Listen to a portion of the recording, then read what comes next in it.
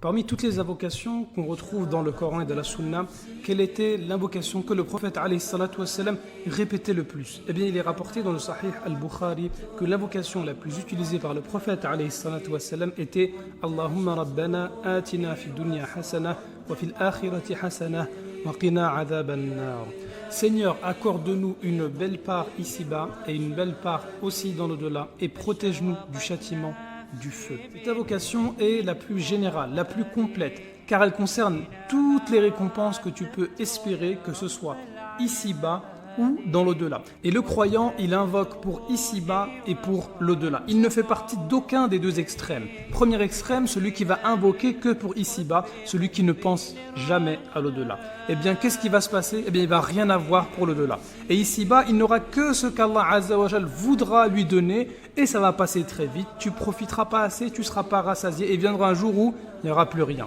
Et justement, dans le verset juste avant celui cité par le prophète alayhi salatu wassalam, Allah Azza wa Jal nous met en garde contre ceux qui invoquent que pour ici-bas. فَمِنَ النَّاسِ مَن يَقُولُ رَبَّنَا آتِنَا فِي الدُّنْيَا وَمَا لَهُ فِي الْآخِرَةِ مِنْ خَلَاقٍ.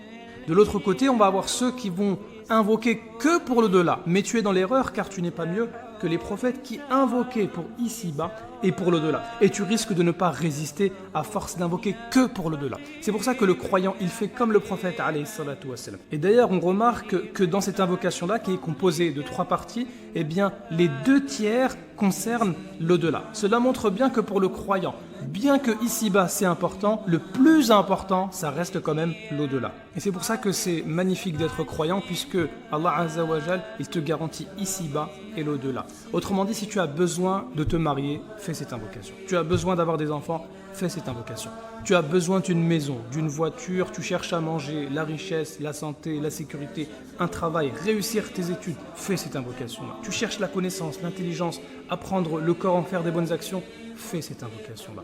Tout ce que tu veux ici-bas, eh bien tu peux l'avoir en faisant cette invocation-là. Mais n'oublie surtout pas la suite de demander également récompense dans l'au-delà, d'être préservé par exemple du châtiment de la tombe, du jour de la résurrection, le jour où Allah Azza wa Jal sera en colère, être préservé de l'enfer, demander le paradis, rencontrer les prophètes, être agréé par Allah Azza wa Jal, voir Allah Azza wa Jal le très haut.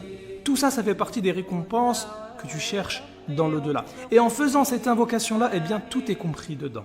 Et c'est pour ça que le prophète, alayhi salatu wassalam, il répétait souvent cette invocation. C'était l'invocation qu'il répétait le plus, puisqu'elle concerne tout. Tout est compris dedans. Elle est générale, elle est globale, elle concerne tout. Donc c'est pour ça que toi, je te conseille d'apprendre cette invocation-là par cœur et de la répéter très souvent, comme le faisait le prophète, alayhi salatu wassalam.